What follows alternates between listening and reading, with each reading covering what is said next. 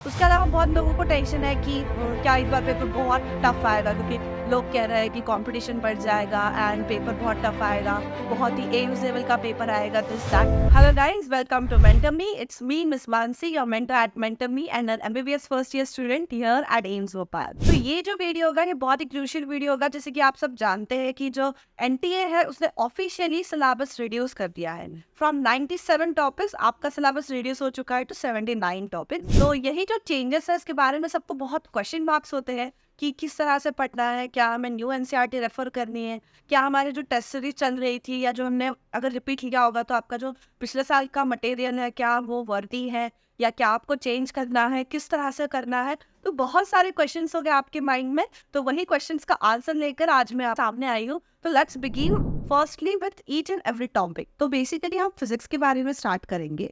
तो फिजिक्स का जैसे अगर आप देखिए तो हम टॉपिक वाइज अगर हम बात करें तो फिजिक्स में बहुत ही कम टॉपिक्स रिड्यूस किए हैं। बेसिकली एक बहुत ही डीप एनालिसिस लेकर हम मेंडमी की टीम आपके पास आए हैं। जैसे देखा जाए तो आपको जो यूनिट 1 है, तो यूनिट 1 जो फिजिकल वर्ल्ड उसके अंदर का टॉपिक है वो आपको पूरी तरह से छोड़ देना है, वो रिमूव कर दिया गया है। लेकिन कुछ टॉपिक्स है like kinematics, laws of motion and work power energy, इसमें आप कुछ भी मत छोड़ो, आपको ये टॉपिक पूरी तरह से पढ़ने हैं और अच्छी से पढ़ने हैं जिस तरह से आप पहले कर रहे थे। देन जो टॉपिक है कि सिस्टम ऑफ पार्टिकल्स, इसके अंदर मोमेंटम कन्वर्सेशन जो है वो लिखा नहीं है लेकिन पढ़ना पड़ेगा, क्योंकि वो एक बहुत ही इंपॉर्टेंट कंसेप्ट है जो कि आपको बहुत आगे यूज होगा, क्योंकि इवन हर टॉपिक में उसका कोरिलेशन आपको कहीं ना कहीं आएगा। तो बेसिकली वो भी आप पढ़ ही लो, क्योंकि और एक्चुअली जिस तरह से टाइमलाइन अभी चल रहा है तो वो टॉपिक बहुत लोगों ने पढ़ चुके होंगे, क्योंकि वो बहुत ही इंपॉर्टेंट टॉपिक है, बहुत ही इनिशियली आता है।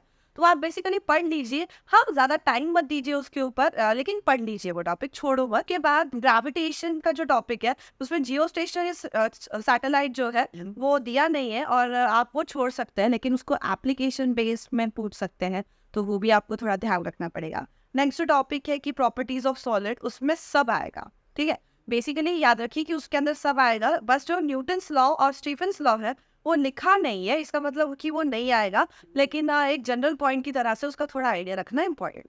Then we are talking about thermo. Thermo के अंदर रेफ्रिजरेटर्स आप छोड़ सकते हो और हीट इंजन पे नहीं दिया है, लेकिन कैरनॉट इंजन आप एक बार पढ़ लो क्योंकि वो थोड़ा सा इंपॉर्टेंट है। लेकिन रेफ्रिजरेटर जो कि काफ़ी बड़ा टॉपिक हुआ करता था, और हीट इंजन और रेफ्रिजरेटर एक्चुअली बहुत ज़्यादा इंटरडिपेंडेंट थे, लेकिन आप इसको थोड़ा सा स्किप कर सकते हो। नेक्स्ट, अगर हम गैस और केटीजी के बारे में बोले तो आपको उसका सब कुछ पढ़ना है। ऑसिलेशंस और वेव में आपको डैम्प्ड ऑसिलेशन, फोर्स और डैम्प्ड ऑसिलेशन जिसे कहते हैं, वो आपको छोड़ना। और एक्चुअली वैसे आप उसका एक ही फार्मूला था जो आप पढ़ते थे, 1-2 फार्मूला में वो कंप्लीट टॉपिक हो जाता था, बट ठीक है वो थोड़ा सा आप स्किप कर सकते हो, वो नहीं पढ़ोगे तो भी चलेगा, लेकिन जो बेसिक कंसेप्ट है वो सब कर लीजिए। और डॉपलर जो है वो दिया नहीं है, बट आई थिंक वो छोड़ना नहीं चाहिए। डॉपलर काफ़ी इंपॉर्टेंट कॉन्सेप्ट है, तो वो अगर आप देख लेते हो, कर लेते हो, तो that will B quite helpful. ठीक है, इसके बाद अगर हम 12th के टॉपिक्स पर आए तो 12th में जो इलेक्ट्रोस्टैटिक्स है तो उसमें आप वैन डायग्राम जनरेटर जो है वो छोड़ सकते हो। देन करंट इलेक्ट्रिसिटी के अंदर कलर कोडिंग नहीं दिया है, लेकिन वो कर लो, क्योंकि इनडायरेक्टली उसका पूछ सकते हैं एप्लीकेशन बेस्ड में, लाइक ये कलर कोडिंग का है, देन उसके ऊपर से आपको रेजिस्टर्स की वैल्यू फाइंड करनी है and then you have to go for solving. तो एक बार कर लो, बहुत बेसिक है, एक चार्ट है, बस आपको उतना करना है, ठीक है। उसके बाद पोटेंशियोमीटर भी नहीं दिया है, लेकिन पढ़ना ही पड़ेगा। एक बहुत ही एनालिसिस करके ये सब कुछ हमने डाटा निकाला है। पोटेंशियोमीटर नहीं दिया है लेकिन आपको करना पड़ेगा। देन यूनिट 3 में आपको जो मैग्नेटिज्म वगैरह है वो सब कर लो, क्योंकि अर्थ का मैग्नेटिज्म है वो दिया नहीं है, लेकिन आपको एप्लीकेशन में वो पूछ सकते हैं। देन कमिंग अबाउट इंडक्शन, तो इंडक्शन में आप एलसी ऑसिलेशन छोड़ सकते हो, वो टॉपिक नहीं दिया है तो वो एक छोड़ सकते हो, बाकी आपको पूरा करना पड़ेगा। Next is EMW। तो EMW में आप सब कुछ पढ़ लो, क्योंकि EMW एक्चुअली बहुत ही थ्योरेटिकल बेस्ड टॉपिक है और वो स्कोरिंग है, एक क्वेश्चन तो उस पर आना पक्का ही है, और वो कर लो, बहुत ही कम टाइम पे आपका टॉपिक हो जाएगा, और एक क्वेश्चन आपको अगर वो टॉपिक दे रहा है तो आप छोड़ नहीं सकते हो, और वो कर लो, कम्प्लीटली कर लो, ठीक है। Next is optics. ऑप्टिक्स जो कि बहुत ही टेंशन वाला टॉपिक होता है जब you are preparing for NEET, क्योंकि वो बहुत वास्ट टॉपिक है। तो उसके अंदर आपको 2 पॉइंट्स है कि ह्यूमन आई जो है वो आप छोड़ सकते हो, बट एक्चुअली ह्यूमन आई का काफ़ी बायोलॉजिकल बेस्ड ही था जो एक्सप्लेनेशन था, लेकिन ठीक है, ह्यूमन आई आप छोड़ सकते हो। और स्कैटरिंग ऑफ लाइट जो है वो भी दिया नहीं है सिलेबस में, बट ट्राई कीजिए कि आप वो कर लीजिए, okay.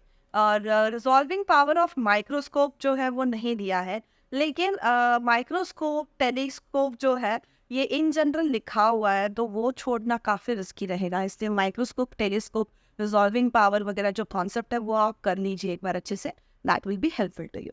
Next comes dual nature of light. तो ड्यूअल नेचर ऑफ लाइट का जो टॉपिक है उसमें डेविसन जर्मर एक्सपेरिमेंट जो है वो छोड़ सकते हो आप। लेकिन जो बोर्ड्स दे रहे हो, जो बोर्ड्स में है आपको कुछ कुछ बोर्ड्स में वो आता है, तो बोर्ड के ही आपको पढ़ना पड़ेगा, वरना वो आप एक्सपेरिमेंट जो है वो छोड़ सकते हो।